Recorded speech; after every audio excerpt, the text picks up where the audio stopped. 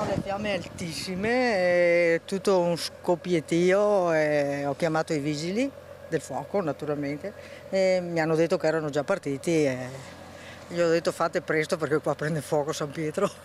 È durato quasi 4 ore l'intervento dei Vigili del Fuoco di Conegliano, Vittorio Veneto e Treviso, intervenuti con 4 mezzi e 14 uomini per spegnere l'incendio scoppiato in mattinata verso le 11 tra via Brandolini e via Borgo Antiga.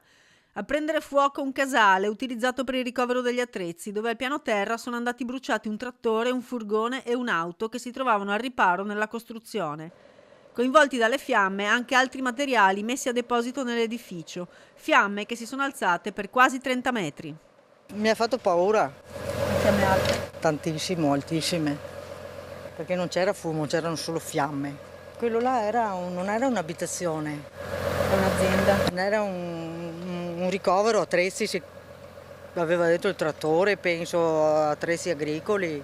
Immediato l'intervento dei vigili del fuoco, arrivati in tempi brevissimi, verso le 11:15, ma nel frattempo il fuoco aveva cominciato già a propagarsi e sono saltate anche alcune utenze elettriche perché ha ceduto il cavo di un palo della pubblica illuminazione proprio vicino al luogo dell'incendio. Enel è stata avvisata e ai residenti è stata chiesta un po' di pazienza in attesa dell'esecuzione degli interventi di ripristino. Sul luogo dell'incendio si è recato anche il sindaco di San Pietro di Feletto, Cristiano Botteon, che ha assicurato la cittadinanza sulla salubrità dell'aria, a parte naturalmente il fumo. L'aria è stata comunque a lungo impregnata e lungo è stato il lavoro dei mezzi di soccorso di polizia e carabinieri intervenuti per gestire e deviare il traffico locale, fatto di curiosi ma anche di residenti. Restano per ora ignote le cause dell'incendio che verranno analizzate quando l'area sarà di nuovo bonificata e accessibile.